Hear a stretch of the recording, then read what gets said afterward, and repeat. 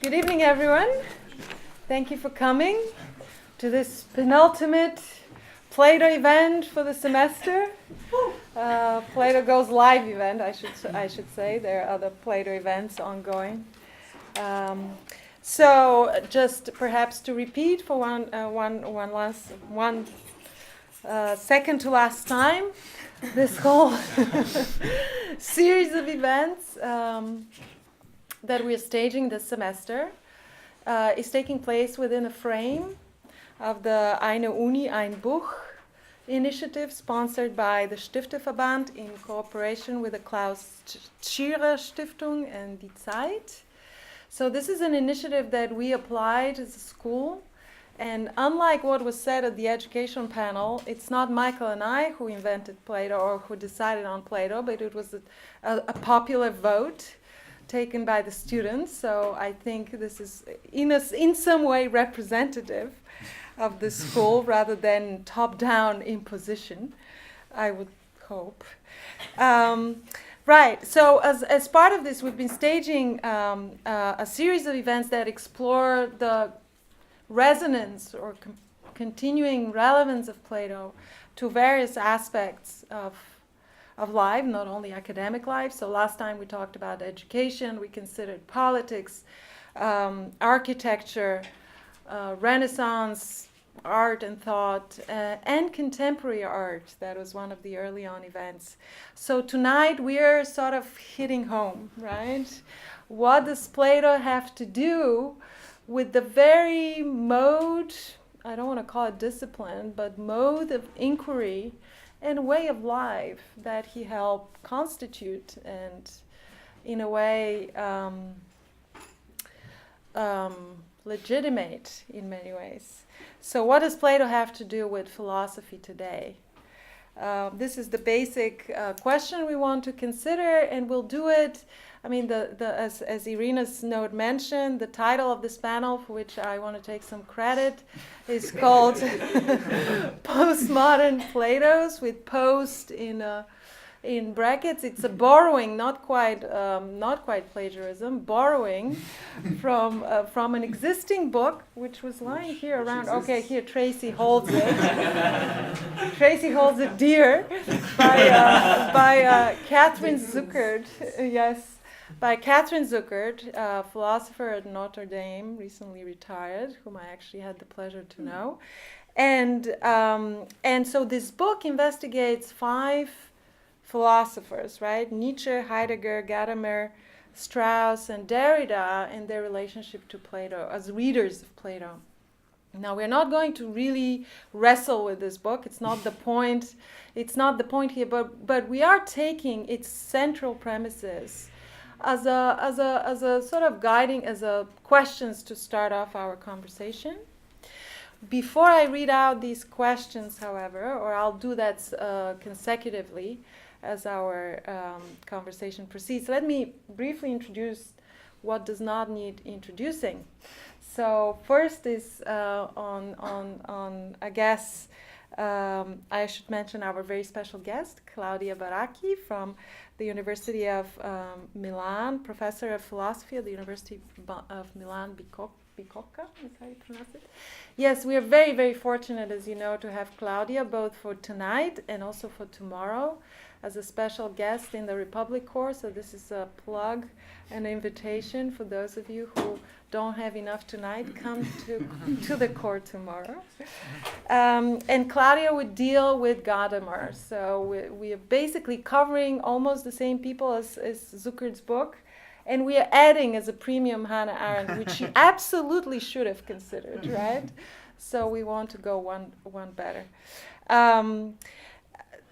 Tracy Colony doesn't need introduction. Tracy will help us deal with the seductive poetry of Martin Heidegger. Strauss and Hannah Arendt together, 2 German exiles and very important influences in modern, in 20th century American thought and philosophy, will be covered by Jeff Champlin, whom we share with the Barenboim-Said Academy, as you know. So Jeff teaches here, he teaches there, and we are very happy that he could be here tonight. Last but not least, Michael Weinman is stepping in for Jeff, who he couldn't be here tonight, and Michael will talk about Derrida and Plato. And without further ado, let me read out the first question to the panel. So, the central premise of Zucker's book is, quote, or at least, Zucker seems to be concerned that, quote, convinced that modern rationalism had exhausted its possibilities, and it all turned to Plato in order to rediscover the original character of philosophy and to reconceive the Western tradition as a whole, unquote. So the first question to our panelists, and we'll proceed here in the order in geographical order, is: do you consider this claim by Zucker as a return to Plato in the face of an exhaustion of rationalism to be a fair characterization of the specific author that you'll be talking about tonight, both in terms of your author's philosophical project, and on the whole in terms of their response to Plato and challenge to Platonic philosophy? And maybe I could preface this, or you could preface this a little bit by maybe taking a stance on what you consider modern, postmodern to mean. That might be helpful. Partly the postmodern is in brackets because not all of us believe that it's a valid term. So maybe if you want to take a position on that, that would be great. Okay. I guess I'll begin with Nietzsche and Heidegger. First, Nietzsche. When I read Zucker's book, and I read it a while ago, I have to say I was very impressed with the seriousness which he took, the historicality of these figures in relation to Plato. I think for both Nietzsche and Heidegger, the philosophy as such necessarily needs to be understood in light of the very careful appreciation of history, and above all of the figure of Plato. A point where I would take a little bit of distance from the thesis of portraying Nietzsche and Heidegger as simply looking at problematic or decadent present and trying to go back to Plato as an attempt to reclaim a possibility for philosophy. I think that structure is maybe too quick. Yeah? It's maybe too simple. Yeah? The relation, on my reading, between Nietzsche and Heidegger to Plato is one where they both are going back and looking at the beginning of a tradition which has become very problematic, very decadent. But in Plato, they diagnose a kind of birth of that problematic tradition, their understanding of metaphysics as such. Right? First, Nietzsche. Yeah? When we look at Nietzsche's relation to Plato, again, the relationship is very close. As we know, Nietzsche began his academic career not as a philosopher, but as a philologist. And right from the beginning, he was intimately familiar with the figure of Plato and Socrates. He was lecturing on these figures in Switzerland at the beginning of his career. But I think it's important to make a distinction in Nietzsche's relation to Plato. And this relation is going to be present in his philosophy from beginning until end. Throughout all of Nietzsche's text, he's going to be in dialogue with both Socrates and Plato, almost in every text. Right? It's important, however, to make a distinction in terms of what we could describe as Nietzsche's understanding of Plato, the individual philosopher, and what Nietzsche would describe as Platonism. Yeah? First, Platonism. For Nietzsche, this is going to be a recurring philosophical trope in his oeuvre. Platonism for Nietzsche is going to be the description of a kind of deep structure in Western metaphysics, which began with Plato and was very quickly taken up in later historical manifestations. And the essential character is a kind of dividing of the world, a kind of ripping of the phenomena from a kind of hidden background, transcendent ground. Yeah? For Nietzsche, this original division of metaphysics is going to be found in, intimated, first traced out in the philosophy of Plato. For Nietzsche, Plato is in many ways the beginning of Western metaphysics, where we look at this world and philosophy has the dream of somehow accessing another world, or a higher world, or a hidden world. For Nietzsche, this deep philosophical trope in Western metaphysics is initially intimated and traced out in the figure of Plato. You know? And it's going to be one that he comes really to understand as one of his most important interlocutors and things to be, really to be philosophically passed beyond, to be overcome. Yeah? Okay, Platonism. Interestingly, however, Nietzsche also makes a distinction, strangely, with the person of Plato, the individual philosophy of Plato. Plato, the young, noble Athenian student of Socrates. And at this level, Nietzsche is very sympathetic with Plato as an individual. He calls him the divine Plato, the noble Plato. He even says in the foreword to Beyond Good and Evil, Plato was the most wonderful plant of all the ancient world. Not bad for Nietzsche, it's very positive.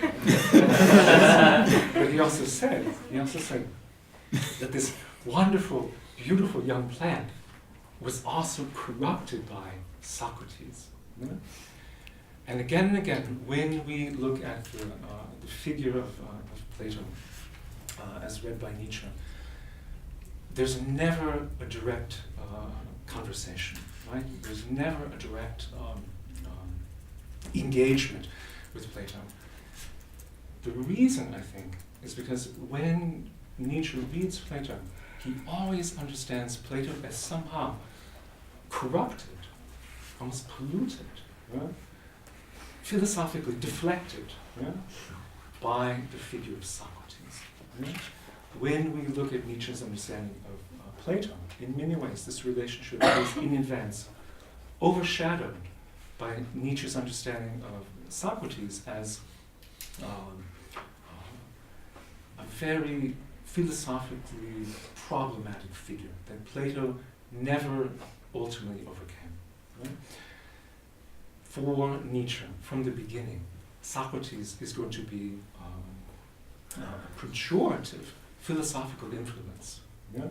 He's going to be identified as simply a kind of philosophical vision which covered over the previous, more profound Greek tragic vision and reduced philosophy simply to a valorization, pure valorization of logic, of reason, the light of consciousness. Right? This is not the Socrates that we know here at Bard College, Berlin. How could Nietzsche have gotten it so wrong? It's so painful, right? The reason I would suggest is when Nietzsche was reading Socrates, he was reading him very closely. You know, it's not based on misreading.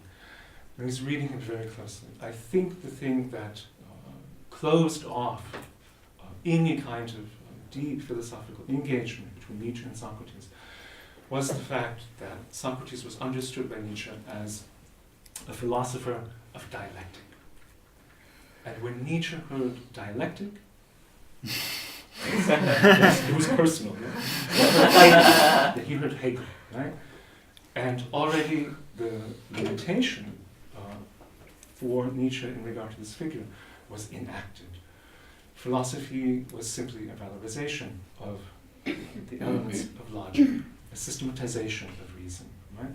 And an inability to hear any kind of other structure of wisdom or knowledge, and specifically a kind of tragic composition. Yeah? So for Nietzsche, before Plato stood really a beginning of metaphysics. Yeah? That was the collapse and the silencing the previous tragic era, and one that Plato was simply on the wrong side of, and was never able to philosophically recover. Yeah? Now to say something positive. Yeah? If we look at Nietzsche's relation to Plato, and we ask, is there something that, despite perhaps the prejudices of this reading, right? Nietzsche's projections into these figures, Nietzsche's almost making of these figures a caricature for his own philosophy. Right? Is there maybe a deeper engagement? I would say perhaps in terms of Plato's understanding of the relatedness between philosophy and poetry. Yeah? If you look at the Republic, if you look at the dialogues, the form of that philosophical discourse, the form of that text of philosophy is nothing but poetry. Yeah? The philosophy, as we've seen over the last semester, right? The philosophy in a Platonic text is no place else than in the poetry itself. The philosophy is incarnated in the poetic powers of that text. Right? It's not a kind of foreground or a kind of technique or kind of medium. Yeah? The philosophy and the poetry are moving together in a Platonic text, which makes it so difficult to read. Right? It doesn't behave in terms of the expectations we have of philosophical discourse and how it's supposed to function. Right? The same difficulty was encountered when philosophy tried to read Nietzsche in the first generations. Yeah? It looked at that text and it saw it's kind of a crazy poetry, right? Kind of, a combination of stylistic explorations and poetic tropes and deployments that, from the perspective of philosophy could not even recognize itself in this. Yeah? The history of Nietzsche's reception, the history of philosophy being able to recognize in Nietzsche one of its own, right, was very much in terms of this coming to understand that Nietzsche's text is also, very much like Plato, a discourse where the poetry and the philosophy and the style and the literary aspects of it are moving together. You know? I would suggest that maybe this deep symmetry between Nietzsche and Plato is something that Nietzsche, maybe not explicitly, took from Plato, or took as a stylistic influence. Yeah? There's more to say. Nietzsche. Yeah? Heidegger.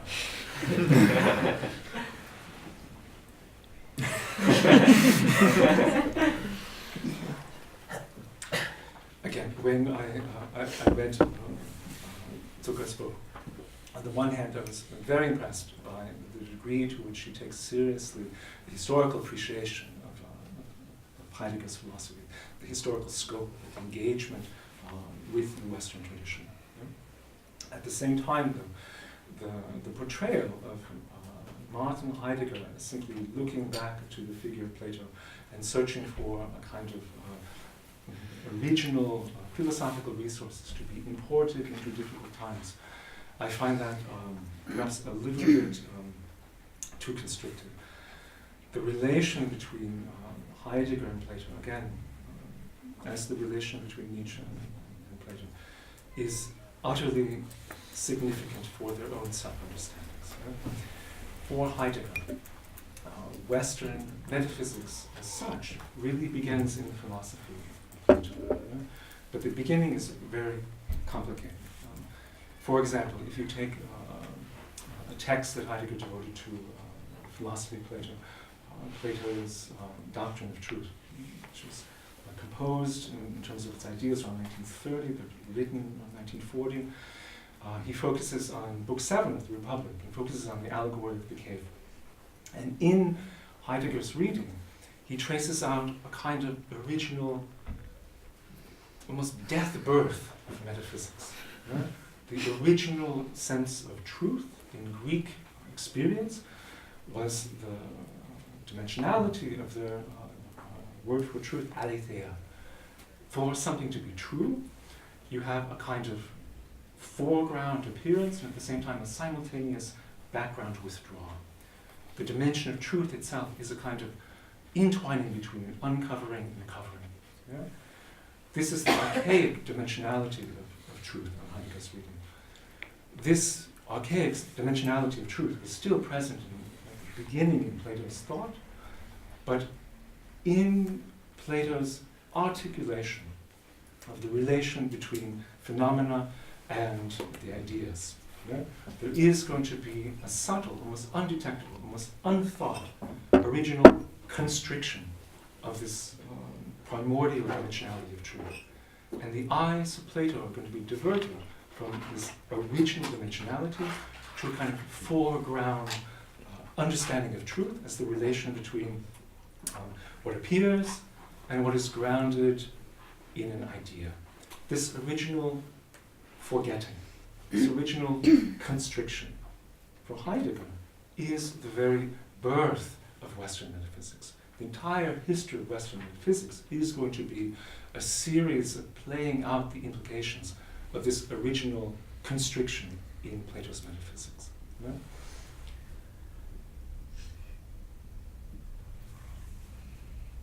More to say. If I were to pose the question, is there something in Heidegger's relation to Plato that is maybe having a more immediate or productive influence on Heidegger's philosophy? And looking at that same text, yeah, I would say there's a similarity between a dynamic that we've already traced out in our reading of the Buch and Heidegger's philosophy. When we read the Allegory of the Cave, the image of education that we have here is not simply the insertion of information into an awakening subject.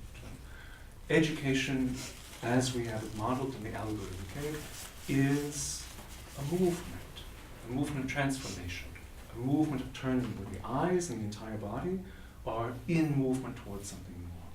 Yeah? This kind of twisting. Yeah? Interestingly, Heidegger too is going to talk in that same text about education as also a kind of turning. In Heidegger's terminology, the movement beyond is going to be described in terms of Dasein's turning, a turning out of need. This is going to be a specific vocabulary for Heidegger. I would suggest, just maybe, this, we'll break this down, just maybe, and it is a kind of productive dialogue, yeah, or interlocution between Plato's figure and a figure that Heidegger was very comfortable about importing into his own philosophy. Okay. So overall, unquestionably, Plato is crucial for the understanding and appreciation of both the philosophies of Nietzsche and Heidegger. Initially, the relation has to be understood in terms of a kind of logic of origination and also decay. But at the same time, and in support of her deeper thesis, I would say that there are also very important points of direct and even positive influence. I think I'll stop. Thank you, Tracy. Now we turn to Emmanuel Levinas, presented by Claudia. Well, it's interesting that you say Levinas. No, but it's very good because, in fact, I will not say much about Gadamer. Oh, Gadamer! Why did I say Levinas? Did I say it twice? No, it's completely appropriate because I will say something about Levinas. This is my Mantic powers, you know, I know better than I speak. It's happening of its own accord. We didn't put it up, and we have no script. Yes, okay. Gadamer. Sorry. But if you could say a little bit about both, because it's probably, and also who they were, because I think Nietzsche and Heidegger might not need such a presentation, but Gadamer and But if I may, yes, because first of all, it must be said I'm no Gadamer specialist, so I've been asked to say something about Gadamer, but really about the general hermeneutic sensibility, this kind of tradition, and of course it goes back to Heidegger. So it's as if I'm picking up from what's just been said and go on from there. But I wanted to take even the prior question, the more basic question, that of the postmodern, if we want to call it that, and what is this issue of the relation to the past. You know very well that modernity, if we want to make the traditional gesture, we talk about modernity and we think about Cartesius, Descartes. You know that modernity is born with a radical gesture, the gesture of a radical dichotomy between the extended thing, materiality, corporeality, and so on the one hand, and on the other hand, the res cogitans, pure thinking, completely disembodied and having no relation, no essential relation whatsoever to phenomenal and material world. This is also a philosophy motivated, the dualism is characterizing an essential aspect, but it is motivated by the desire to make, Cartesius says, a new beginning, an absolutely new beginning. This means we are, as it were, severing our own connections with whatever it is, whatever tradition it is that brought things up to us. We are making a beginning that is completely autonomous, completely needing no leverage, no support from our predecessors. We are starting anew, we owe no debts to anyone. So it's really a strong gesture that means the relation to the past carries no relevance to us. It can only be binding and confusing and blurring and bringing on to our project a lot of problems and really contribute nothing.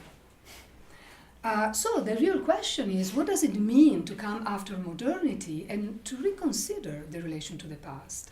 And maybe to reconsider it not so much in archival terms or in purely historiographic terms or in terms of museum-like interests, because probably the point is not the archive, another Derridian theme.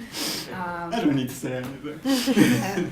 Probably the point is not simply providing a kind of chronological manual-like history of philosophy presentation, but rather, and it's very clear, especially in a thinker like Heidegger, and that's also why I think I'm starting from Heidegger, because I think that a lot of critiques that are brought to bear against Gadamer, especially by Habermas, regarding the allegedly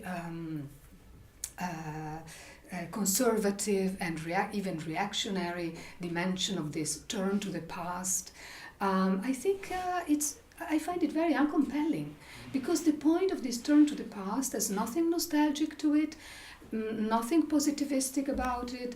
Rather, the point is, how can we turn to the past in such a way as to perceive it and undergo the pathos of the past as an enigma, as not something ready to hand, something that we can handle and easily reify, as though we were manipulating things objectively and positively in our hands. These are not our toys, but rather, what does it mean to turn to our past as a mystery, undergoing the past which we come from as an enigma, meaning unresolved. This is, of course, a task very parallel, very similar to that of psychoanalysis, isn't it? In psychoanalysis, this is precisely the rebours, the backward trajectory that the individual goes to laboriously to accomplish. And that's exactly what happens, I think, in a lot of 20th century, especially, but not only, European philosophy, vis-a-vis our, not so much the pronoun I, but the pronoun we. Mm-hmm. So our collective sense of cultural history and belonging, and all the problematization thereof. Also, we live now in the epoch of the Western heritage calling itself into question. But calling itself into question involves precisely this backward glance, this backward trajectory, enabling us at least, again, not to find anything positive there, but at least to encounter a number of problems that probably have been handed down to us still as such, still as problems. So, undergoing the enigma of the past means, at once, broaching the question of our genealogy, so the question of our origin and genealogy, and that is to say, broaching the question of the meaning of this pronoun that we are very fond of, namely we Europeans, we human beings, we Westerners. This really means every time we pronounce this term, this pronoun, pronouncing it with remarkable unease and a sense of apprehension and fear and trembling. This is the kind of ethical stance that is induced by this kind of philosophical stance, this kind of philosophical approach. Let me read to you a statement by young Heidegger. This is winter semester 24-25. He's giving a course on Plato's Sophist, which, by the way, ends up being at least the first half on Aristotle. Heidegger very, very seldom does justice to Plato, in my view, but on the other hand has absolutely stunning readings of Aristotle and the pre-Socratics, but Plato is a difficulty in so many ways for him. But the passage I'm going to read to you has to do with the question I just raised, namely, why turn to the past? I mean, are we nostalgic? Well, why would we really not be altogether Cartesian and go with Cartesius and say, let's start anew and let's forget about this unpleasantly heavy and cumbersome heritage we have at our backs. So this is the beginning of the course, and Heidegger at this point hasn't really gotten into Plato and not even into Aristotle yet. So these are the just introductory remarks. This past, to which our lectures are seeking access, is nothing detached from us, lying far away. On the contrary, we are this past itself. But again, not as something that we can conceptualize and define and conceptually own, but precisely as that which inhabits us as a mystery, as something that we cannot simply own and appropriate. On the contrary, we are this past itself. And we are it, not insofar we explicitly cultivate the tradition and become friends of classical antiquity, which is, the institutional talk of, our predecessors and the Greeks as the origin, or, the dawn of the West and all that rhetoric. This is the monumentalization of the past that we know from all sorts of historical or manualistic discourses. So he says, we are it, the past, not insofar as we explicitly cultivate the tradition and become friends of classical antiquity. By the way, there is nothing classical to antiquity. Antiquity is not classical. These are people who lived and who spilled their blood and who had their very serious and dramatic, even tragic destinies. I mean, nothing classical about them. No white statues, and in fact, even the statues were not white. They were colored, as you know from the history of art. So the classic is a very late invention. So we're not becoming friends of classical antiquity, but instead, Heidegger goes on, our philosophy and science live on these foundations, that is to say, those of Greek philosophy, and do so to such an extent that we are no longer conscious of it. This is what it means to say the past as an enigma, as an unresolved problem, because we are no longer conscious of this. of whatever is the content of this inheritance, and that is connected, of course, with the question of forgetfulness, right? What we are forgetful of, and we even forgot that we are, thus forgetful. The foundation, this is still Heidegger, the foundations have become obvious. This is exactly what happens, when the past is canonized, and it becomes the canon, and it becomes the institution, and it becomes the glorious monument, and so on and so forth. To monumentalize is precisely the best way to consign to forgetfulness. It has become obvious. Precisely in what we no longer see, in what has become an everyday matter, something is at work. Something is at work, something is operative in us that we have no idea of. Something is at work that was once the object of the greatest spiritual exertions ever undertaken in Western history. To understand history cannot mean anything else again, cannot mean anything else than understanding ourselves. Not in the sense that we might establish various things about ourselves, but that we experience what we ought to be. This is very interesting, right? Especially given Heidegger's allergies to all things ethical and having to do with what we are to be or ought to be. But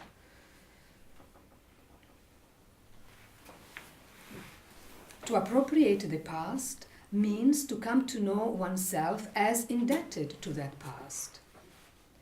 The authentic possibility to be history itself resides in this, that philosophy discovers it is guilty of an omission, it is guilty of a neglect, if it believes it can begin anew.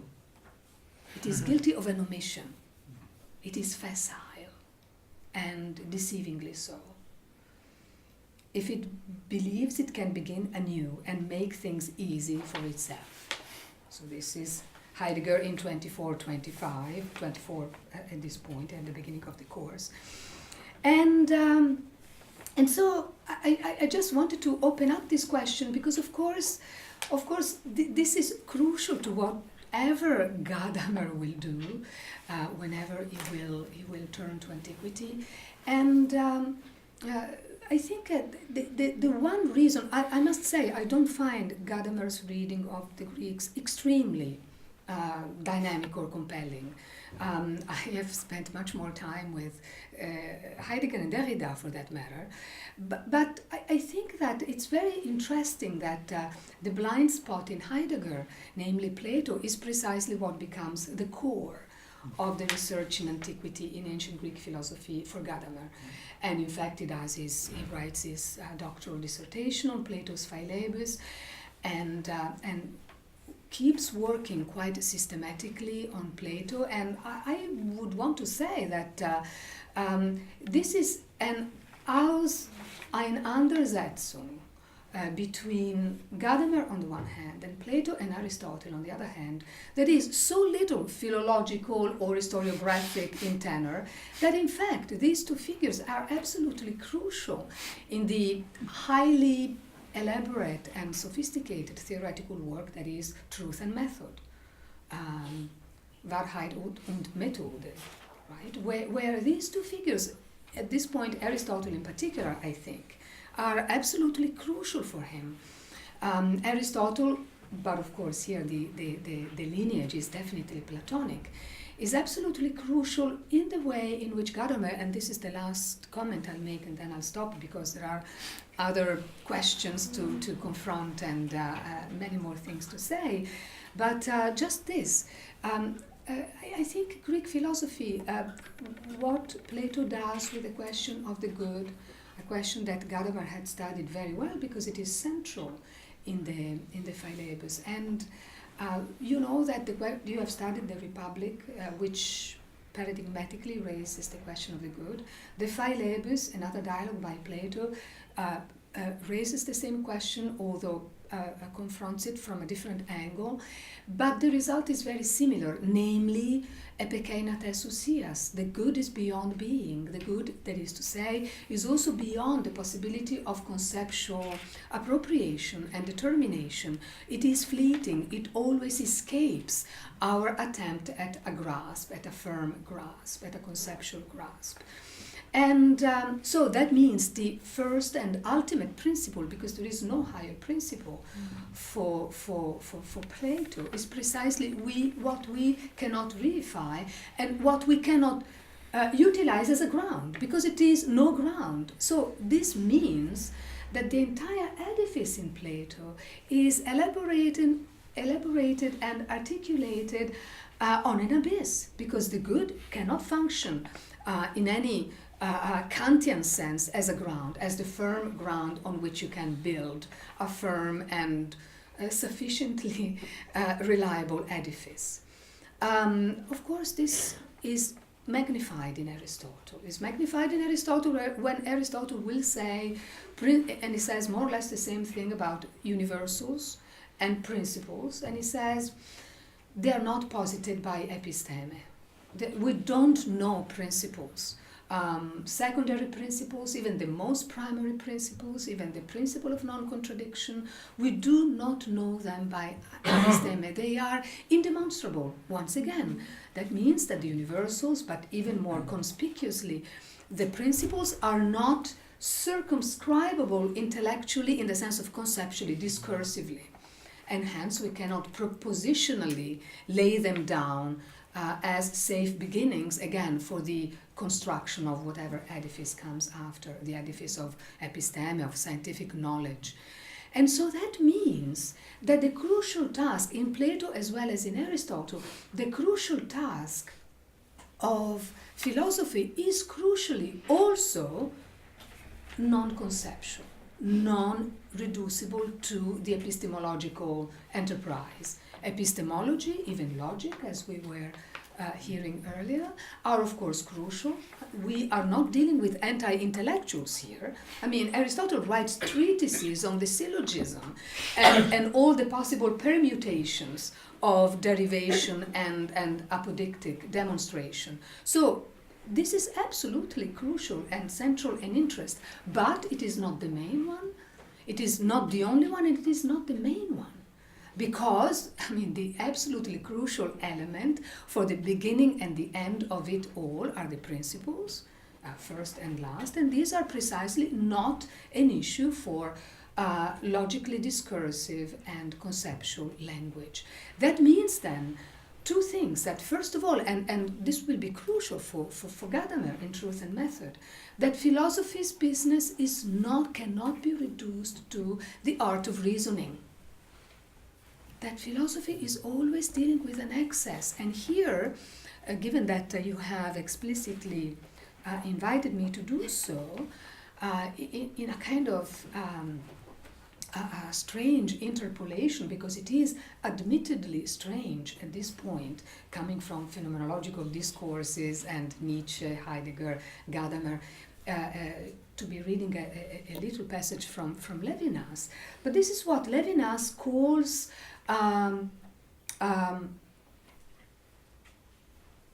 the task of philosophy. It's a very strange convergence here between the Gadamer of Truth and Method and Levinas. Let me find the passage.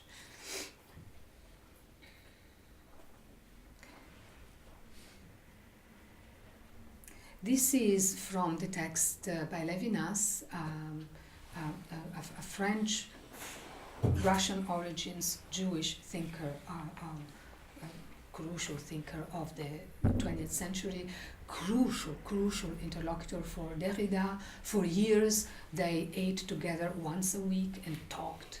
You can imagine until late. Absolutely crucial in all the attempts at thinking alterity and in thinking the access to the rationalistic interpretation of philosophy. Was he related to Gadamer in any way? No, but not that I know of.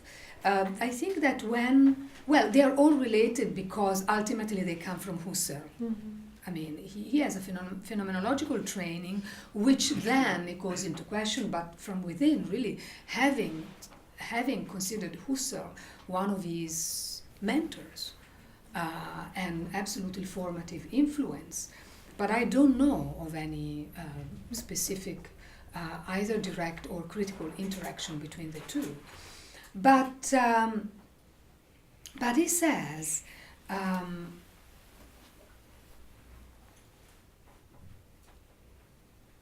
that various philosophies at their heights make it apparent that the questioning of the same by the other, in his language, in the language of Levinas, this means calling into question the sovereignty and the priority of rationalistic thought, of logical thinking. So reducing philosophy to that kind of task, rationalization and conceptual knowledge. Questioning the same by the other is what we have called wakefulness or life. This is, he says, this is a task that is outside of knowledge and is a part of philosophy precisely at its height.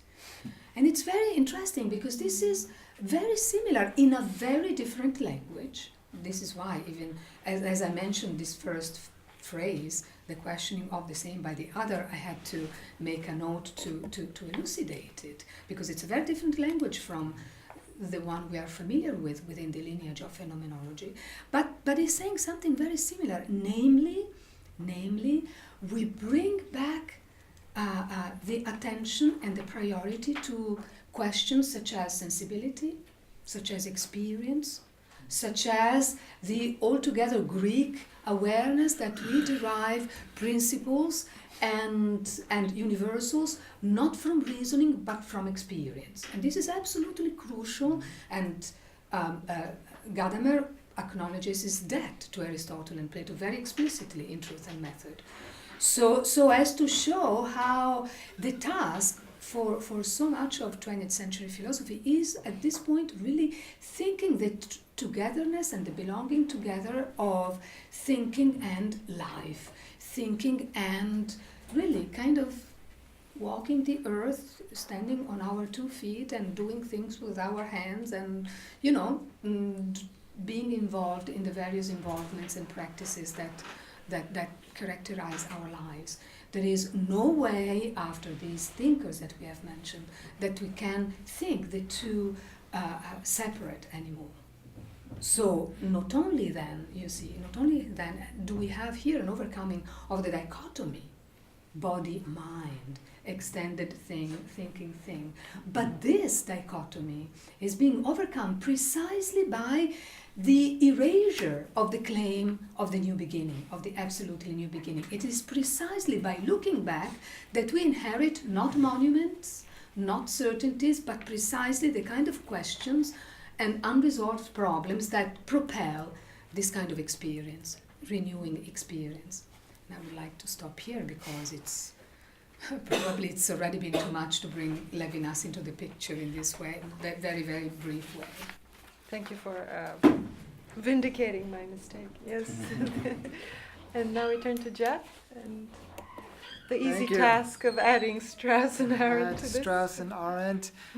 I'm so grateful to you for bringing in that wonderful line about the other waking us up. I'm imagining that in a kind of phenomenology, you would start within some kind of dream or something you didn't want to move, or you couldn't get out of bed, but you're somehow shaken or woken and pulled up in maybe with some violence before you got that this awareness. This is also the imagery in Husserl, right? Yeah. The dream is out-dreamed. Very nice. And in the Metamorphosis by Kafka, it was no dream, kind of out-dreamt. Yes. So I prepared some notes just on this first question, and so the wakefulness caught my ear because it's connecting to the question about the exhaustion of modernity, and that's really been striking me anew this term as my students and I have been wrestling with this ethics of difference in an identitarian age. I've been particularly impressed with the intensity that the first year students have brought to an ethics of the other that is always a matter of disidentification. So we've just been reading Totality and Infinity. So looking at that, perhaps the wakefulness is also too much of a dichotomy. There is like a feeling of exhaustion, maybe a continued exhaustion or even almost chronic fatigue of modernity, and especially this kind of like undead identity, undead mutation of identity politics towards nationalism and masculine identity weights. So to step back, I'll say that Zucker rightly devotes a great deal of her book to Strauss. Strauss may be the lesser known among Bard students. I'll give him, I'll say maybe a little, Only they knew. a little more. I might say a little more later about his life, but you can kind of tentatively place him with Arendt and Levinas as people who studied with Heidegger in the late 1920s and were cast out, or shocked, traumatized by Heidegger's embrace of the Nazis, and developed their own thought following World War II. So Strauss was shocked by the loss of objective truth that he saw in the modern age's desire to define its own morality and political structures. And in his time, Strauss saw this loss particularly in Heidegger's historicism, which had no resources to stop the rise of the Nazis, and indeed Heidegger himself joined the Nazi Party. So Strauss turns to Plato ultimately through Maimonides and Al-Farabi to bring back a higher power of natural law. And I think we'll talk about this in a moment, but you could think of historicism as, in other words, historical relativism, where the reference point is no longer a higher meaning or a foundation, but within a kind of horizon of the time that you're in, and therefore truth cannot be set or argued from in terms of a kind of justice outside of that time. We can talk more about that in a minute, and perhaps or come back to the way Strauss understood being and time. You can get a lot out of that kind of reduction. In Strauss's view, basically a reduction of being to time. So Strauss is kind of the paradigmatic figure who just rejects Heidegger and moves back to Plato. Arendt is more complicated. She has a more subtle and a hybrid methodology. She returns to Greece primarily for its political traditions rather than its philosophy. So for her, the city-state offers a model of engaged citizenship and even direct democracy. This is the line that she picks up again with her kind of enigmatic valorization of things like town hall meetings in New England, or the Soviets in the sense of the assemblies in the early years of the Soviet Union. Arendt is broadly sympathetic with Heidegger's critique of metaphysics, in line as metaphysics as understood in the terms that Tracy talked about coming from Nietzsche. However, in The Life of the Mind, Arendt offers a fascinating study of Socrates, who, as opposed to Plato, she says, always questions. Indeed, she examined how Socrates describes himself as a metaphorical stingray who paralyzes not only others with questions, but himself as well. She then warns against those who would change, quote, the non-results of the Socratic thinking examination into negative results. And she was referring particularly to Alcibiades and Kritos in that Greek context. But I think this is also an illuminating and important moment to remember a difference between the non-results of what thinking does, questioning. Arendt also talks about it as kind of entering a wind of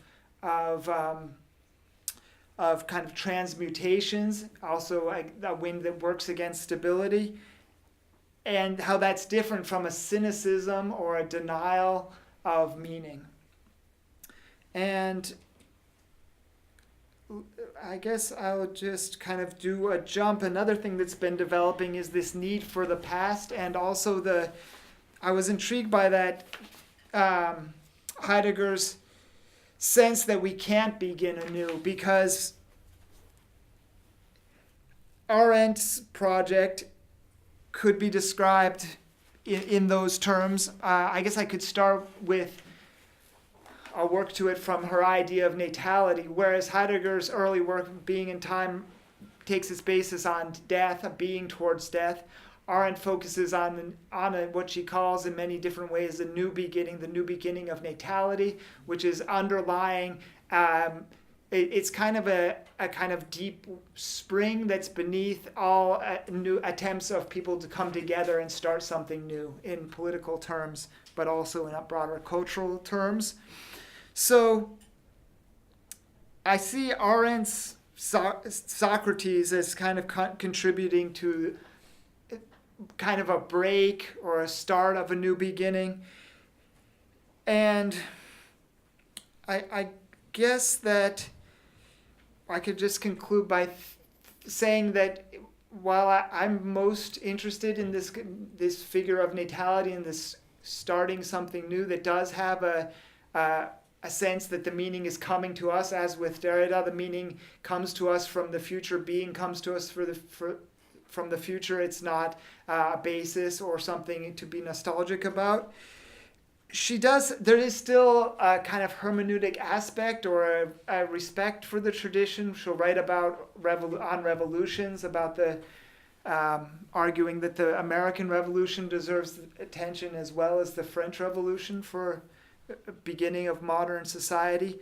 But in her essay on education, she talks about how educators have the job of bringing students up to where we are now, and then she says that for each generation the time is out of joint, quoting Hamlet. So she says for each generation the time is out of joint, and all the educator can do is bring the students up to this out of joint time, and then they create the new moment. Perhaps it's a jump, or perhaps it's a moment of this natality that creates new organizations and new structures that come together. So somewhere around that leap, we have a look to the tradition and an embrace of what's to come. And now we conclude the first round with Derrida. Mm-hmm. Thanks for sticking in there. So I'll be brief because so much has been said and it's already so full, and there's still so much to say. Because some of us have not been brief. No, I'm sorry. I mean, it's wonderful. I'm swimming in glee personally.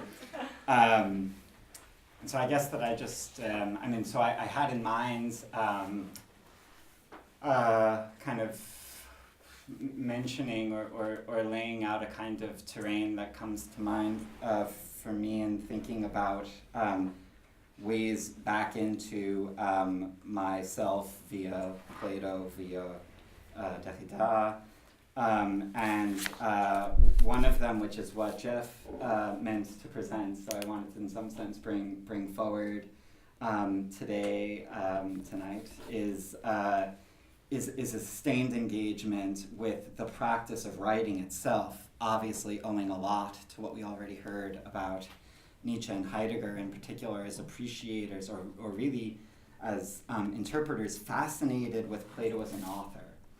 So this is one, I think, inescapable theme of Derridian motifs in engagement with Plato for someone who is who comes after the moment in which the Cartesian dream seems appealing. Maybe that's what it means to be postmodern, if you like, picking up on what Claudia was saying earlier. So that would be one. So just thinking, laying out the landscape. One would be thinking about Plato the author, Plato the playwright, Plato the poet,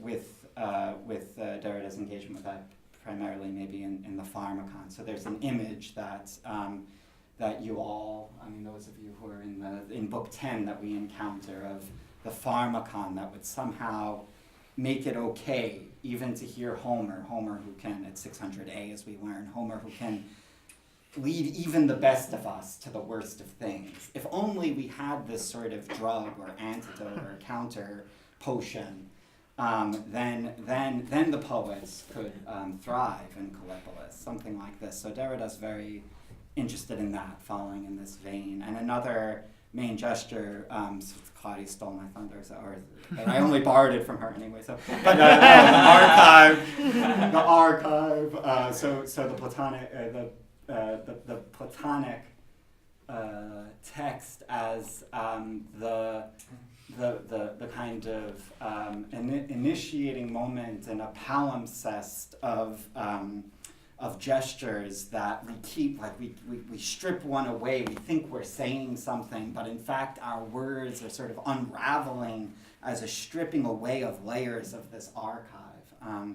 So the playing on the motif of the arche and what's archaic about Greek thought and some of the things that, so the furthest thing that the approach to the Greeks is coming from thinkers in this tradition is something archaic in the sense of archaeology or in the sense of becoming friends of classical antiquity, but it's genuinely archaic in the sense that the archaic haunts us, and so the Derridian motif of the specter will here, sort of intersect with the scribal nature of the archive, and so between the palimpsest, which is a kind of image, the palimpsest being a text that you write on over and over again, right? And the sort of the accretions of knowledge and the suppression or the forgetting, but there's also a kind of haunting that seems to happen in the palimpsest. So just laying out some motifs here, right? The Pharmacon, the archive, and the spectral, and then the last, which is something that I thought I would read briefly from,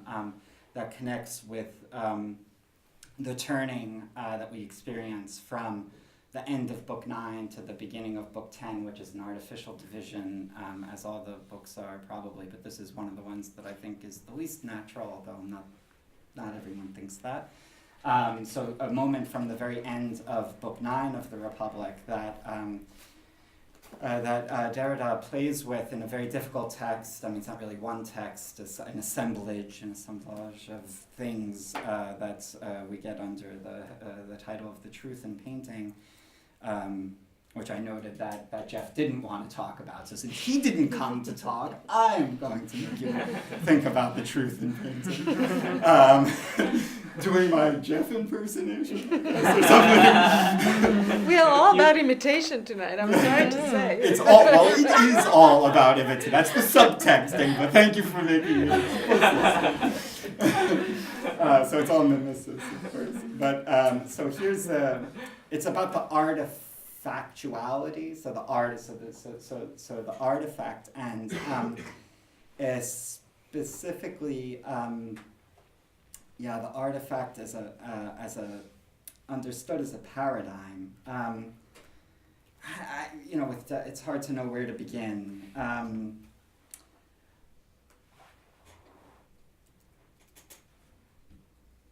So I won't try to contextualize this. This is just some words for here. They will notice that I like the word paradigm. It's the measure of my love, yes. It's the word that's needed, and here I'm reminded of this idea of the turning from need. So it's the word that's needed for the coffin, the word, and the thing. The measure of all I invest in it. This last word is now too worn on all sides.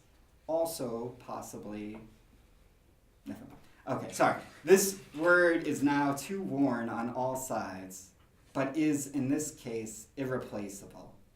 The measure of what I invest in it, rather, after repeated assaults, the attacking waves whose siege it will have withstood, from capital, from interest is usury, from all the investments of the other, to which it will have given rise, and for which it will have been called. I'm trying to get my bearings in all this. So this is, consider these notes on this historicism thing that we've been hearing about. So this is, right, I'm trying to get my bearings in all of this. The word paradigm is a nice, proper name with which to say the thing in question.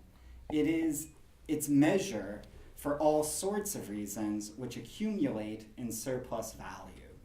But I'll say only one or two. And then follows a further discourse on all that's wrapped up in the word paradigm.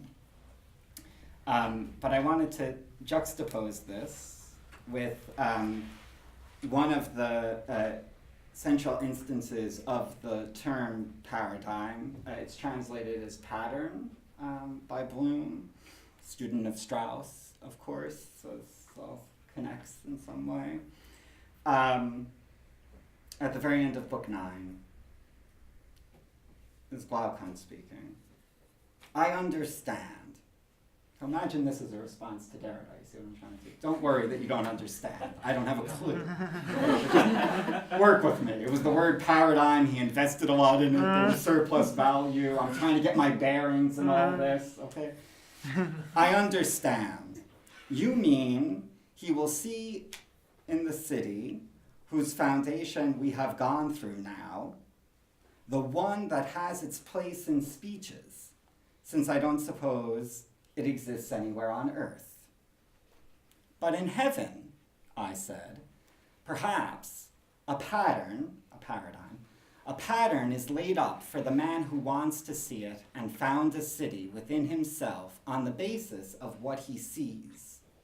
It doesn't make any difference whether it is or will be somewhere, for he would mind the things of this city alone, this ghost from the future, if you will, to tie together some of the themes.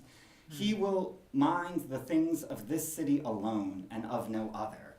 That's likely, which says Glaucon, which is a little play on words because the likely is exactly that which it appears in image and is indemonstrable and has for us, you could say, this like iconic quality. So there's something inscrutable or enigmatic about it. So Book 9 ends, and then Book 10 will begin a second later. Book 9 ends with a kind of naming of a pattern or a paradigm that perhaps exists in heaven, but it doesn't matter whether it exists anywhere. Because it exists in speeches, and for the one who sees it, this ghost from the future that we encounter in the palimpsest, it will be the only city that is worth tending. So that's a moment from Derrida. There's more to say, but one thing that I think is nice about that selection is that I'm trying to answer two questions at once, so to say. So let me just unravel that for 1 second, which is that there's the direct question about debt, and so I think that's what's made manifest here in this, if you like, psychoanalytic kind of unraveling that Derrida presents on the term of paradigm, that the explicit Platonic resonances of are pointed out elsewhere in the same text, gesturing to the Timaeus and gesturing to Republic. So there would be the one thought following up on the tradition of Nietzsche and Heidegger, and then the second thought being how does Derrida's own project of deconstruction and his relation to the Western metaphysical tradition and to philogocentrism manifest itself. For instance, notice the way that this term paradigm is, on the one hand, a kind of ecstatic, immediate occasion for this extrapolation of the self, but also has with it all these, accoutrements or something, right? I mean, all these flowing references in intellectual, but also cultural and also economic, social, and political history. This extravagance of a paragraph from Derrida would be, I think, the way to understand the Platonic moment in his thinking, not a thought that he borrows or rejects, which of course there's also enough of, but this sense that rational discourse is not going to get us to the questions that really concern us. But something else is required, and something else that perhaps, in fact, we do have a paradigm or a pattern for in Plato, not as a tradition received, but an invitation to a way of being. Mm-hmm. Thank you. I think we've been monologuing for far too long, so I'm going to deviate from the script that was given to me and basically open for questions now and for hopefully a more conversational mode. Just to tell you that the questions that were still were supposed to be on the table was one about historicism. What is that thing? And the reason why we thought it might be good discussing is partly because it's a central concern for Catherine Zuckert, who now may be revealed as one of the Strauss students. So she's taking up Strauss's concern, and Strauss's concern is philosophical, epistemological, but very much political and ethical, right? What happens when you sort of box yourself in a certain view of history and of the relationship between history and thought? So I'm just inviting you to ask that question because I'm not going to do that. And the other question that we might want to consider, would have considered, is whether there are other postmodern Platos out there that haven't been mentioned. I unknowingly brought Levinas, but maybe there are others. Right, floor open.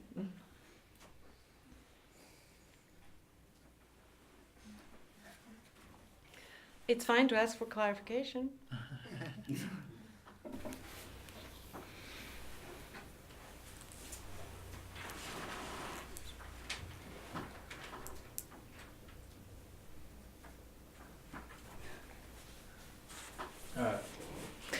Maybe, yes, and then go ahead. Maybe I'll try to make a connection between Plato and Levinas. So while Professor Baracchi was saying that how for Plato and Aristotle, philosophy or episteme cannot be conceptual, and also the good that is always slipping in our fingers, that is also unable to be grasped. And I was reminded of one dialogue by Plato, Phaedrus, and I think in his third speech, when he talks about like how basically how our soul is a winged charioteer, and if we are good, or if we have both good horses, we can go up to the Huper Ulanos, like above sky, and then we can behold the forms of good out there. And I find it really striking, like this moment of beholdness, and to see something like this very visuality of the goodness, and then we are left speechless. Whereas Levinas, when he was talking about how Western philosophy has the tendency to totalizing, in contrast to that, he was proposing this face-to-face encounter, which is also focusing on this visuality of this encounter, something that's so visual, and we are still lacking language to grasp it, but it's also pointing to something that's beyond our knowledge, but also that's so intrinsic to this truth or being. Well, that's beautifully put, because of course here the question with Levinas is the question of the face. So the question of sensibility, which he says sensibility overwhelms and overthrows all system. Precisely because it time and again, this is the sense in which is so diverging from the phenomenological tradition, time and again sensibility brings us to uniqueness, to singularity, radical singularity, that precisely which you cannot predicate anything about or categorize. So absolutely, but the two things on the Phaedrus though. What is contemplated hyper uranos is not the good. He mentions a few eide, among which temperance and so on, but not the good. But this is a detail, because the second thing that I wanted to say is that the whole discussion there of the soul is framed, again, we have in various ways, all of us pointed to this crucial issue, the not knowing. The entire discussion of the winged soul and this myth of the chariot and so on is framed within the explicit declaration on Socrates' part that he does not know. You know, he says, how things are, I don't know, but, you know, I could tell you this. I could tell you, again, what seems to me, what is likely, what is in the order of appearing, what appears to me. So these are not details. And this is also why I think that this is systematically forgotten, even by people like Derrida, who does that all the time. And it's troubling, because sure, if you extrapolate and you read a complex author such as Plato, every other line, then you can really filter out a number of things. But if you read the text, I mean, the text is saying, I do not know the truth of the psyche and everything that happens in this phantasmagoric trip between high and low, between the earth and the heavenly journey and beyond. But this is a kind of imagery. It is, you know, that is what I can produce at best. But you're right, though, in pointing out that it's two visual orders that are very different in tenor, because here you have the overwhelmingly powerful Platonic imagination, just, you know, building these major cosmogonic scenarios and frescoes, really with this vividness. I mean, with Levinas, you have the face with no name. The face that cannot be named, cannot be numbered, especially not numbered, and it's in all its nudity, leaving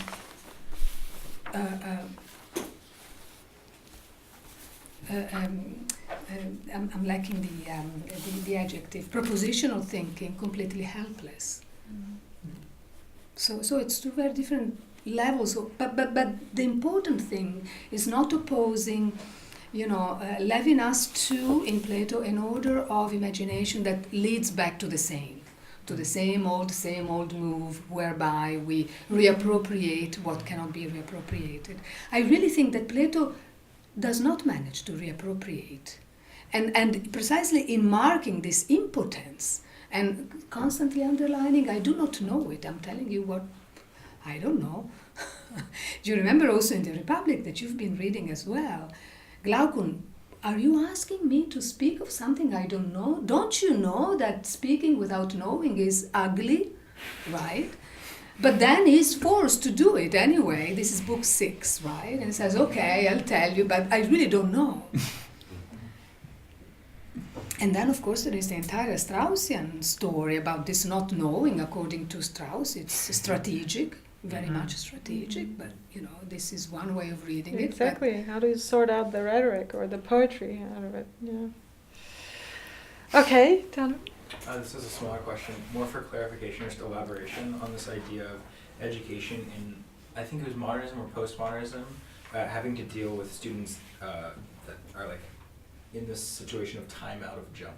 Yeah, out of joint. So yes, so this is in the essay by Arendt called On Education. I think it's just called that way.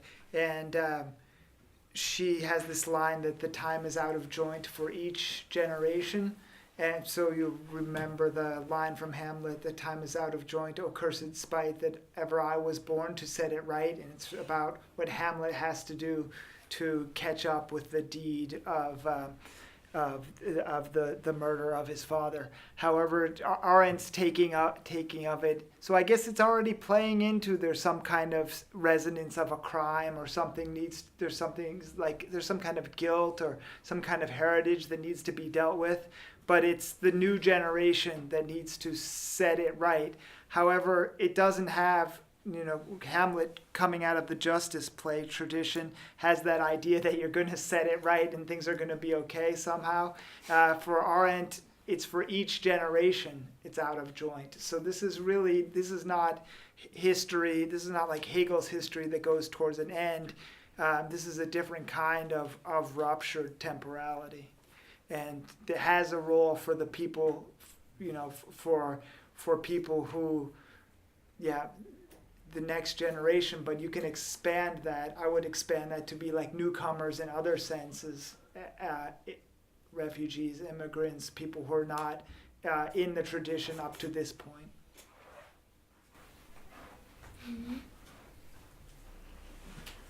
I'd like to get back to the title problem, to the postmodern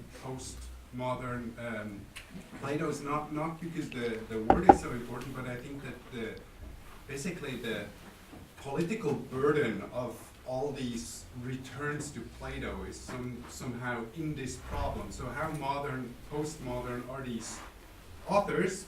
You could argue they're all, with exception of Derrida, they're all strictly modern because they're still mourning the grand narrative or whatever. But the question is more, what modernity are they arguing against, or what modernity are they starting out from to go back to Plato? So why Plato and modernity? And I think there's a really crucial difference between those of these authors who are strictly speaking anti-modern, which is definitely the case for Heidegger. It's also the case for Gadamer, a little different. It's in a way also the case for Nietzsche, and the ones who are basically on the other side of the spectrum, for whom the modern is not yet modern enough, which would be the case for Hannah Arendt, it would be the case for Derrida in a different way, but he's also basically on the other side of the spectrum, of the political spectrum of criticizing modernity. So the question is, to make it simple, you were all speaking basically about this Cartesian idea of modernity. Isn't it much more the kind of Kantian Enlightenment modernity that is the problem here? Also considering the fact that this whole tradition, starting with Nietzsche, basically refers to the first return to Plato in Romanticism that was a reaction, an anti-reaction to the hyper-rationalism of much more of Kantianism than of Cartesianism. So basically, I'm kind of missing the political stakes in those returns to Plato that have super different political agendas. I mean, if you read Gadamer's stuff from the 30s about Plato, it's full of Nazi lingo. It's just true. Heidegger, the case is clear anyway. The authors on the other side of the room here have a very different problem with modernity. So where's the politics of the return to Plato? Of the return to Plato. Great. But why don't you elaborate on it a little more? Because you seem to have an idea about it, and especially because it's not clear to me, and I think it would be helpful for us all to hear more about the correlation between the Descartes-Kant issue and the what modernity and what political stakes issue. Well, to come at it from a different side, I think what's basically, in a way, at the core of all these returns to Plato is exactly this kind of coexistence of hyper-rationalism and mysticism of a beyond of the rational that you find in Plato, where you have both sides. The Republic is a good example. As soon as we get to this idea of the good, it becomes completely mystical, and I think that is at the core of the first return to Plato in German Romanticism, where against this super strictness of Kant, they kind of want to have the more mystical, more religious even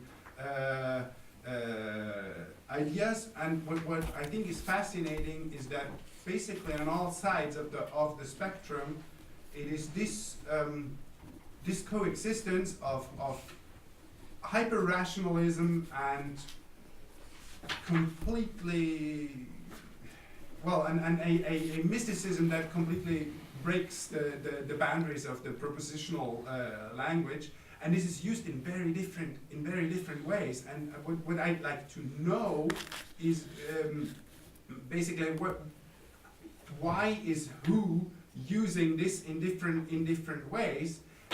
The story is of course extremely complicated, because not just is this a lot of returns to Plato, but all of these different authors you have talked about here are basically returning to the others to return to Plato. So Heidegger's Plato has a lot to do with Nietzsche's Plato.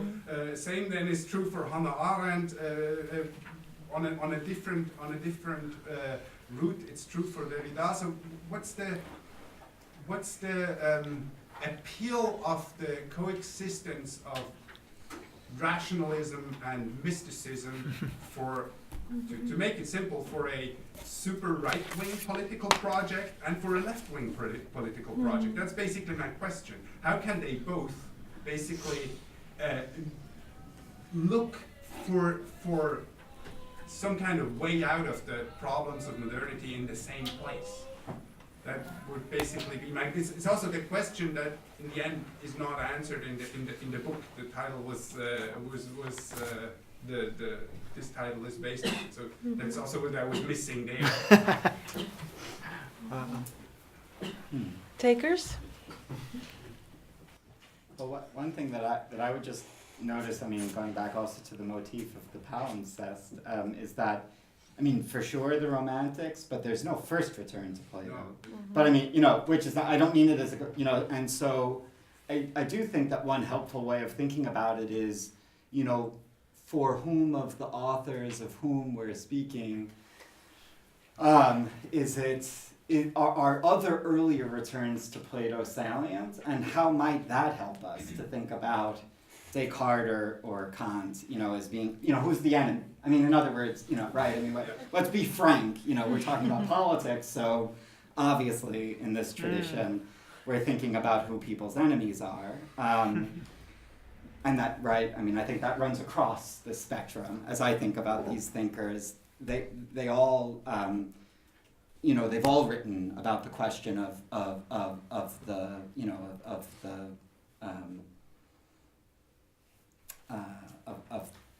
the enemy, what's against you. I mean, the enemy explicitly in the case of these people, and so in that sense, to what extent, as the name was mentioned earlier, I mean, to what extent is the medieval return? I mean, the sort of the twist of Neoplatonism in the Abrahamic faiths. To what extent is that salient for thinkers, across the board here? And on the one hand, and on the other hand, the Renaissance return to Plato as a reaction against Aristotle in that, or against Aristotelianism, not Aristotle, or scholasticism, if you like. I mean, even further, to push it further away from Aristotle. And then that would help, I think, with the Descartes. I think that it's true of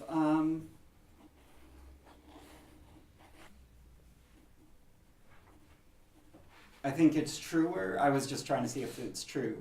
But I think as we proceed this way, for the most part, it really is Descartes more than Kant who's the source of the worry. I think that that's true, and certainly for the thinkers in the phenomenology. So for those who were inspired by Husserl, as well as by Heidegger. So in this wing, I mean, Heidegger is not the sole source of these people by any stretch.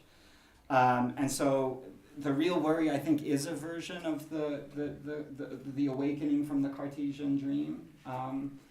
much more so than the systematic philosophy of Kant and the romantic reaction against that? That's a difficult question, but what's at stake isn't the historical accretions, I think, so much as what's the task of philosophy, to come back to the phrase. And so, yes, there's salient political differences among the thinkers and maybe we should also name some of our other postmodern Platos or something, because that would help with this. But, so the political projects definitely vary, and that's salient, and we should talk about it. But I think the question is the practical and also political question of what is the task of philosophy? What is the task of philosophy in, after Hegel? It's funny that we were competing with Hegel at the beginning. Mm-hmm. And so in a sense, we didn't name Hegel at all, but that's the question is, once we've abandoned the idea of the reduction of philosophy to a science, not everyone who does philosophy has done that, but these thinkers have. When we resist that, then we have to define a positive task for philosophy, and that's what's modern or postmodern about the return to Plato. Sorry. But maybe to press that question, is there a way in which, the way one answers this question, what is the task for philosophy, right? Is there a way in which, depending on the way you answer this question, you land politically this way or that way, right? Is there a politics to answering this question? It's complicated, because here I think it's a great question, and it's a real problem that we would do very well to keep very seriously with ourselves and coexist with it. I would reply with a quotation, not verbatim, but a paraphrase from Derrida when he speaks in Memoir of the Blind, when he speaks of the blind spot and of the impossibility of full visibility, of total visibility. And he says, surely this fact, affirming what I am affirming, namely the blind spot, the impossibility of total vision, offers a tremendous resource to all sorts of revisionism, fascism, and so on and so forth. And yet, he says, at the same time, it's not as if I cannot thematize this for fear of offering a resource to them. In other terms, what is at stake is really a contested ownership. Because, of course, this is very fragile and exposed material, and it can be claimed by all sorts of different agendas. It can be claimed. It is vulnerable. And so I think that the issue is not studying, for instance, that's also why I don't particularly like mysticism, because already to call the access to reason, mysticism already bespeaks a certain kind of appropriation, right? Let's simply say what exceeds reason, the fact that reason is not the end, the beginning and end of all.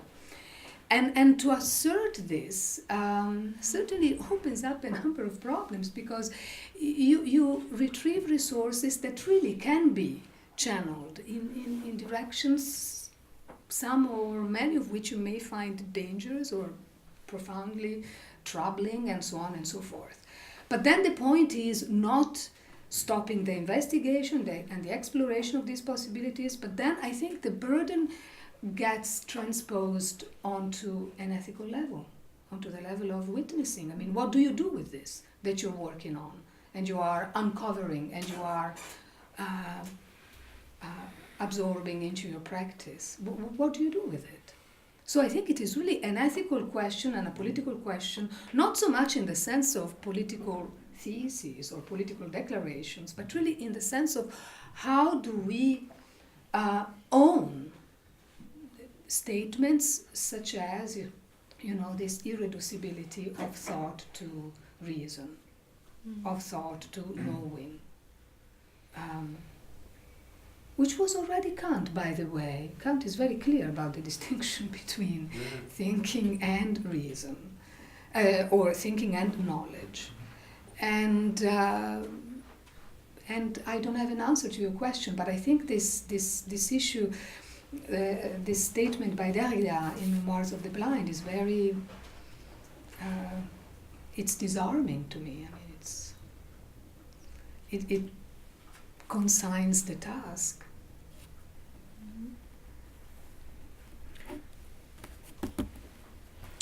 This is not a question as much as it is a response or an extension of the thought of the question of the past in the emergence of new thought. And I want to introduce another thinker, not really postmodern but contemporary, Stigler. And I will bring in this specific quote. Stigler. Yeah. This specific quote that I will read out. This is the whole question of time, apprehended on the basis of technological problematic of artificial memory, always the memory of the human qua, already there. The already there is the pre-given horizon of time, as the past that is mine, but that I have nevertheless not lived, to which my sole access is through the traces left of the past. And I just got really excited with this whole sort of conversation because it's just when, like Michael said, when you're questioning the past, it also brings in the question of the relevance and the task of philosophy in the emergence of new thought. And what I think we can take away from the past is these patterns, because when Stigler is dealing with the lack of a future vision, I think philosophy comes in there where we have to modify it, and we as the present are the past of the future. And so we need these patterns ourselves to formulate our own patterns to pass down to the present and the future as their past. That's it. Okay. Comment on the comment, or we leave it as that? Yes, Derrida would call that about, often speak in terms of the future perfect tense. You will have accomplished this, or you will have gone in this direction. And I think that's a helpful also kind of vision, because it gives you, it combines both a kind of temporary situation or sense of belonging without having like a real lockdown of a frame. So thinking about that's often helpful in a group or even an individual setting when you're getting a little anxious. What will have been the case once you finish your final papers, senior project at graduate school, etc.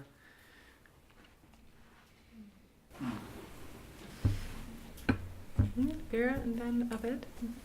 I would like to go back to the question, or like the topic that Claudia kind of mentioned in the beginning on a very retrospective view of how the education and culture should be as a task of philosophy or such kind of inquiry.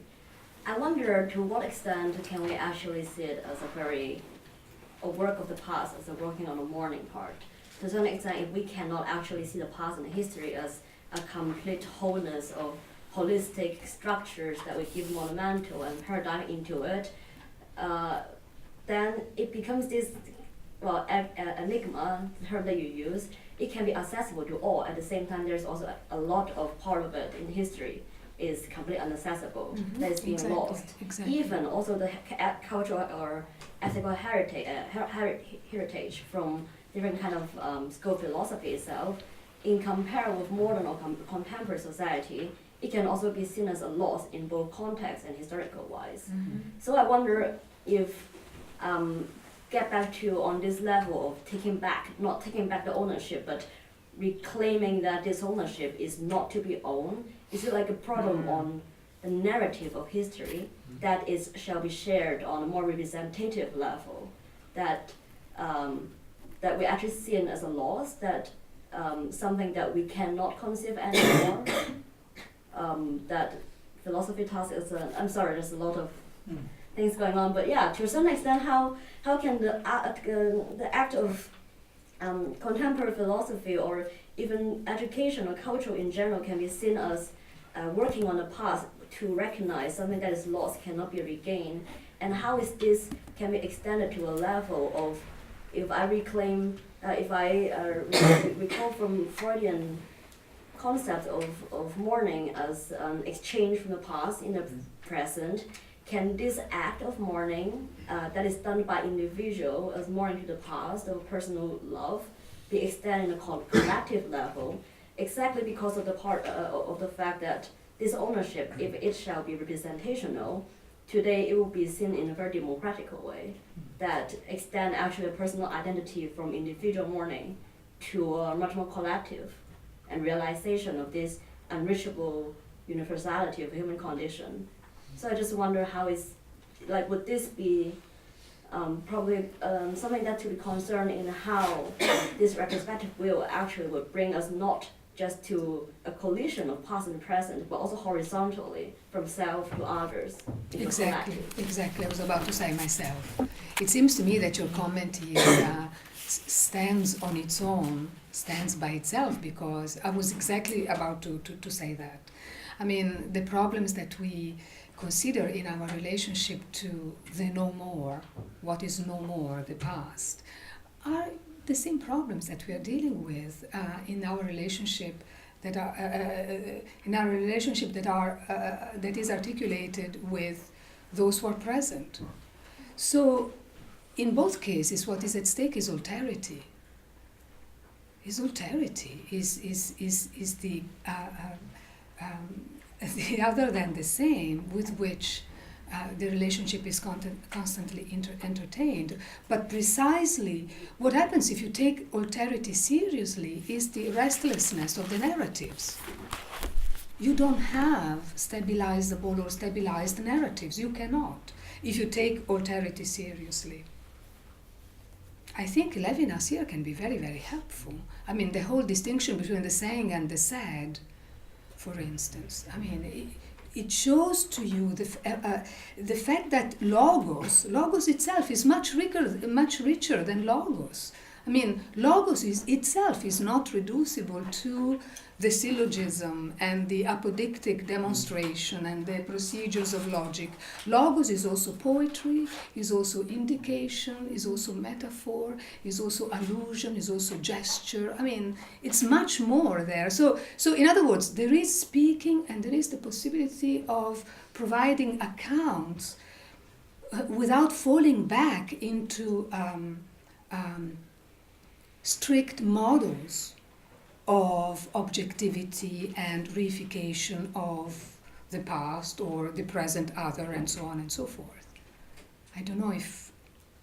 I mean, our capacity to articulate is so much richer than just the strict procedure or procedures of reasoning, which is also what was coming out of the previous contributions, you know, where we find ourselves dealing, whether it's Nietzsche or Plato, with language that is so thick.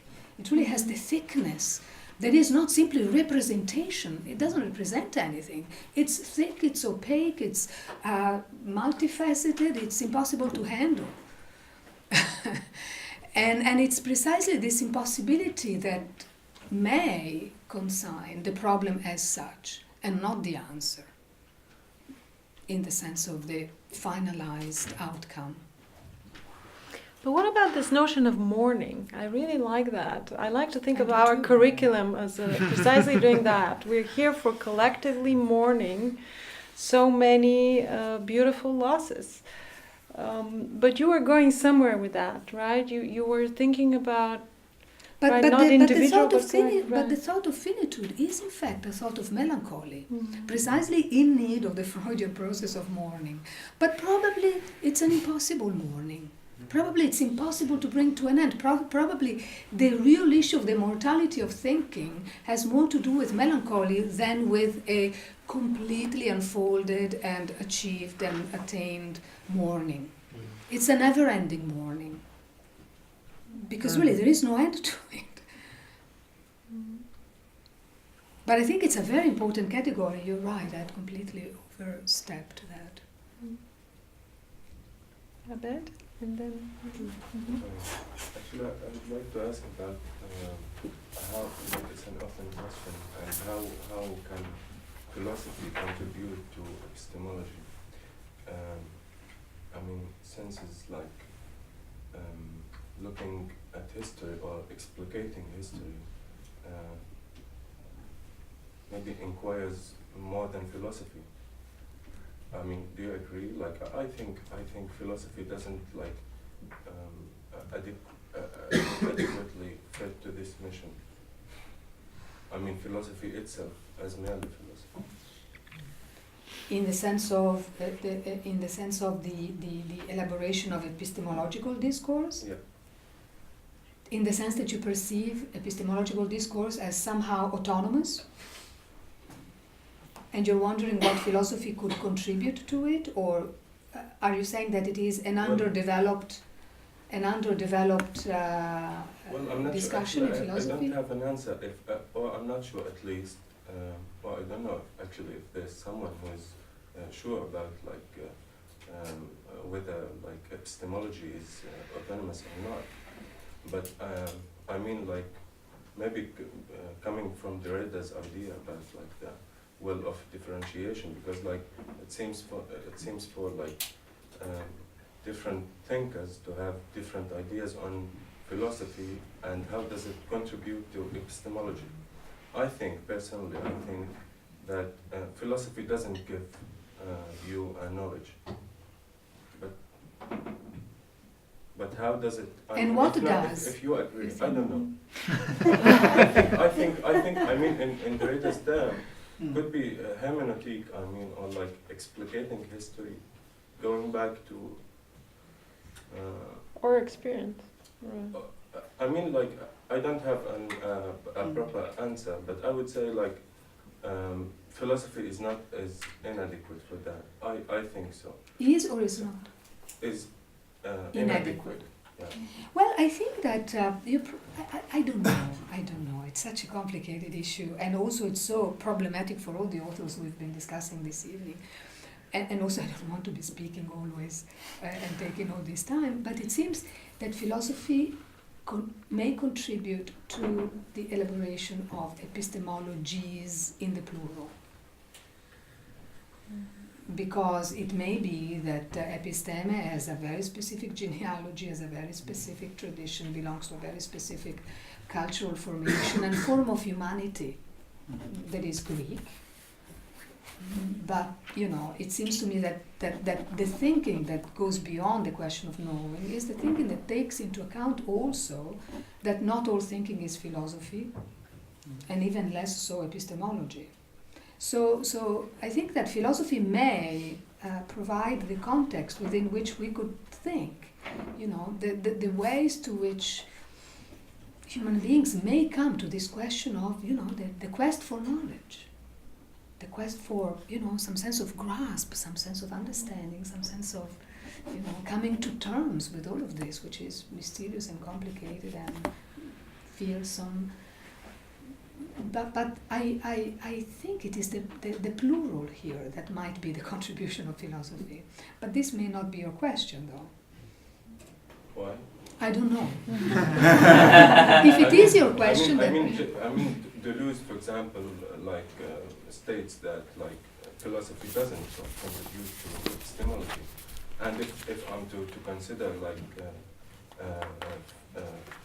epistemology or philosophy or epistema or logos as merely Greek terms, then or as Derrida once said in a Chinese university in a conference that philosophy is Greek and should be only Western in this sense. Yeah, Heidegger said that too. Yeah, I mean, do you agree on that? There are two ways of understanding this kind of statement, in my view. Then you say whatever else is on your mind, but you can understand it as just, you know, logocentric and Eurocentric, right? There is one philosophy and it is Greek.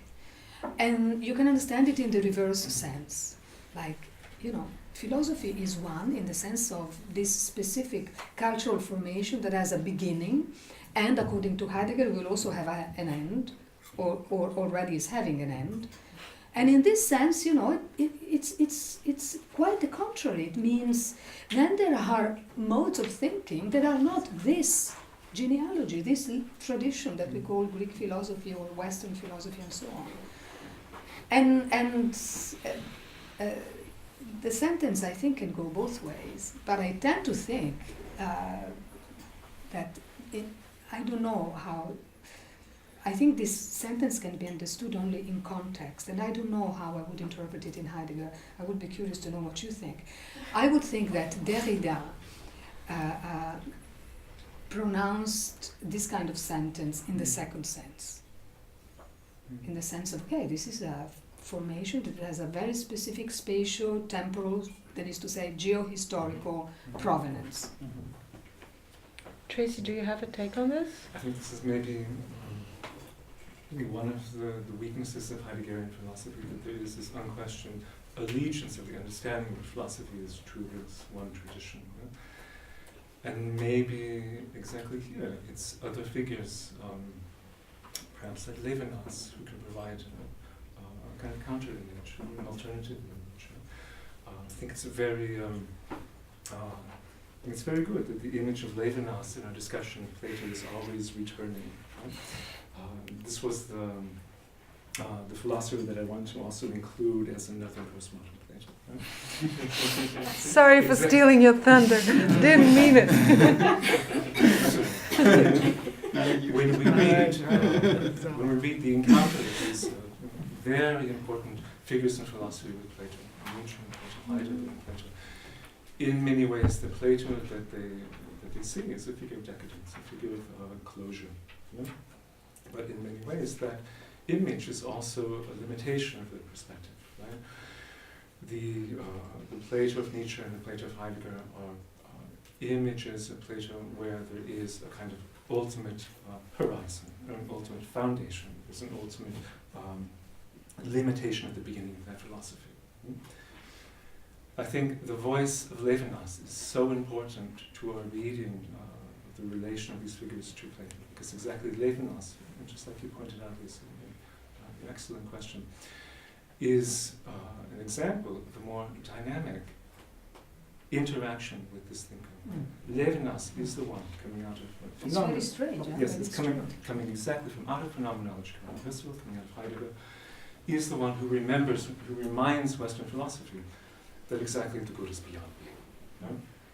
When we open Totality and Infinity, in the first pages, Levinas quotes the Republic and says that the thing that draws the soul upward, the ultimate interventionality of philosophy, is a kind of height, experience of verticality. The soul moves upwards towards something it cannot explain, but that animates it and draws it towards it. And it is beyond being. It is invisible. Yeah? But the movement towards it is not one of apprehension, not one of control, not one of appropriation, dialectic, but really one of almost infinite aspiration. Yeah? This is something that Nietzsche and Heidegger did not see. And I think it's perhaps one of the reasons why they're so able to see in Plato simply a figure of closure. Yeah? Whereas Levinas looks to Plato and encounters the Plato not of being, but of ontology, right? Not of dialectic in a bad sense, but a thinker of infinity, you know? A thinker of verticality, height, an ethical claim that's more original than ontology, right? And the image of philosophy that we get in Levinas is one perhaps that is closer to the original dynamism that we find in Plato. Philosophy is something properly infinite. It's an ever-returning regeneration in relation to something we will never fully command or control or determine. Yeah? But yet philosophy lives exactly through this continual reanimation and reprovocation with this infinity. So in many ways, Levinas, right, is clearly the forgotten person. Okay, Excellent. we can stage a contest. So Solveig is waiting, and I don't know how long we should go because it's already 9. Maybe we could take 2 more questions and then continue over wine. Is that good? It was just a question about, you mentioned the morning part, and then it made me think again about Levinas and how it is, I mean, it almost feels like looking back at the past and it is sort of not only mourning, but trying to get away from the mourning and then find a solution to what has happened. And then it made me think about the figure of the other and this face-to-face encounter, which can be directly interpreted as like this face-to-face, this other person. But then when we were talking about the past and the mourning, then it made me reflect back to the other maybe being as a personification of the past and used as a resource to find this infinity. Yeah, that was just... Maybe we'll take also Sharifa's question and then respond and then move on. Okay, so just very quickly to address that, I would think that it's very cruel to label the figure of the other as, and to burden them with this responsibility of personification. Because we need to understand that the other is like us, but they're like reflected from a mirror. But just to pick up the threads that you've so kindly like laid out for us, so for example, beginning with Tracy, this idea of erythrea, so like covering, this duplicitous covering, uncovering, and maybe discovering. And this idea of monumentalizing the past and the kind of problematic of that. Then, for example, the dream as outdreamt. And finally, this question of we don't know how to begin. So if we begin with the allegory of the cave, my question is, how productive or modern is it to say today that the philosopher king from Plato's allegory of the cave returns not only because of responsibility to his cave-dwelling kinsman, but because he realizes, and this is a very cruel comparison to make, that the world of the cave is not so different from the outside world of the polis. So this is like up for grabs. Mm-hmm. Yeah. Grabs? The world of the cave is the world outside. Absolutely. Absolutely. But what was your question? Why? How modern is that? Of the Well- thought, or how productive is it even, if at all? What is productive is that, I think, is that he's not a philosopher king. He gets killed there. And that, that is another detail that gets passed over in silence very often as well, right? I mean, the one who has done this unlikely journey up and goes down again is exposed to being annihilated, and certainly is not going to become a king there. And so I think the entire Republic is written with a shadow of Socrates in mind, very clearly in mind. Socrates dying when, we know the story. And the entire story is played on the tension between the philosopher king that is envisioned and imagined and Socrates, who is not a philosopher king, who is killed in that city. So, I will leave it there, but this, I think, is modern in the sense of future, not in the sense of modernity, Kant or Descartes, but in the sense of to come. I think this is a question to come, really. The fact that Plato sets up this tension and leaves it there. And what does it mean is precisely what we take as the main question there. Mm-hmm.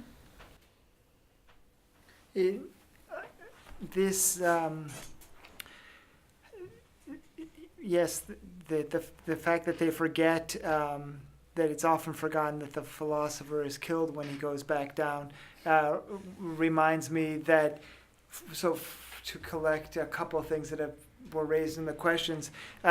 So for our end, the political stakes are clearly totalitarianism in the Nazi and Soviet castes as she sees it. And this is also in line with a thinker who's also not so much current at this time by Karl Popper, who wrote the book called The Open Society, and he blamed Plato, a kind of combination of Plato and Hegel, as being the precursors of totalitarianism, and kind of did to some extent a characterized view of like affirming the closure that Nietzsche talked about. We can think about the relationship, and I think we need to now again, unfortunately, between philosophy and totalitarianism. That seems to be on the march. Although it needs to be a thought of like, okay, and also totalitarianism and totality to be opposed to infinity as per Levinas, but also there needs to the different thing now is that there's a renewed need to think the whole, which could be not the totality, but something like the planetary, something like not the ecosystem, but all ecosystems in terms of the whole Anthropocene. So how to think like the planetary without the totality or without the totalitarian. And here we could bring in one more postmodern Platonist in some regard would be Allegory, who we're also reading. And to touch on the question of Allegory shows us that philosophy can critique epistemology, so it's not so much about producing knowledge as showing how knowledge has been set up specifically through technological mediation or a kind of grid between us and the things that we think we're grasping. And she also picking up in a phenomenological method goes back to a kind of touch or a sensation that then undoes the kind of the conceptual grasp that has been cast over the world. Michael and Claudia, might you have some last words? You don't have to. It's just an invitation. So just thinking about the responsibility to the other that we were sort of closing with, and I think has been reverberating around, and if there's any possibility of philosophy or the Western philosophical tradition, to the extent those two things could or should be aligned, hearing something other than the same, also coming back to this question. I guess I'm just sort of, I'm struck again by the end of Book 10, and how this is modern and why it would be constructive, which is the sense that Book 10 ends very clearly with, I think, very clearly, I think. So yes, a response to the cave, which is Plato's greatest phantasmagoria, I think, of the cosmos, greater even than the construction of the world soul in the Timaeus, which is the myth of which some of you have just read, and some of you have read at some point. And so I think that's the striving for the infinite, that we have bequeathed to us, and there's that we that Claudia was mentioning. I don't know how far that we extends, right?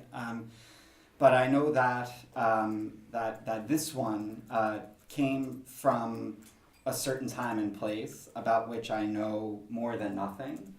And it's not possible for me to engage with a story that could save me and could save us too, other than through the truth of my encounter with it. So I think that would be what makes this kind of actual, right, modern in the sense of what's still in front of us or what's right here in front of us. And I think that it's inescapable that it's the Western philosophical tradition, if you want to name it that. And it's also philosophy, which is, chronotopologically situated, to use a phrase that we were encountering earlier today in our constitutions class. And then where that truth goes next is an open question. Claudia, you want to? Two names, Simone Weil Simone Weil is just an amazing and very little read reader of the Greeks, especially of Plato. She thinks Aristotle already represents the free fall from the heights, and at the same time her readings of the Pythagorean tradition, of a lot of pre-Socratic material, and Plato in particular is magnificent. So, and absolutely beautiful in language, and Deleuze. Yes, Deleuze, precisely, because he says, I want to quote, it's a very funny line, and he says, Plato said that one must contemplate the ideas. This is his short essay, Qu'est-ce que la philosophie? La philosophie, what is philosophy? Plato said that one must contemplate the ideas, but beforehand he had to create the concept of idea. And this is precisely, the core of his thinking. That is to say that philosophy is not a discipline, the discipline of disciplines, a discipline about other disciplines. It is alongside other disciplines, just as creative as any other art. So really this fact that thinking is an art and displays all the question of creativity and sets up a language, sets up a world that wasn't there before. And so this is a completely different way to look at things from the phenomenological tradition. So we have two alternatives here, really, to the phenomenological lineage, which is the main one this evening. So Levinas, really fantastically put just a moment ago, and then also Deleuze, I think. And I had thought about this fragment in concomitance with also a posthumous fragment by Nietzsche, where, but it's too long, so I will read it probably tomorrow if it is relevant in what I will say tomorrow, where precisely Nietzsche says, but he Plato was the greatest artist. He understood that there is more, just like an artist, he says, he realized that there is more truth to the image than to the thing itself, to the thing that is imaged. And then, though, in order to attribute to the image a truth, he called it idea. But he said, but the intuition is the intuition of an artist. This is a long fragment, so I will not read it now because it's too late. But it underscores the very same central intuition in Deleuze. On this promissory note, thank you for staying and thinking with us, and let's drink together before we resume tomorrow. Merrily. Yes. Thank you. Let's thank our panel.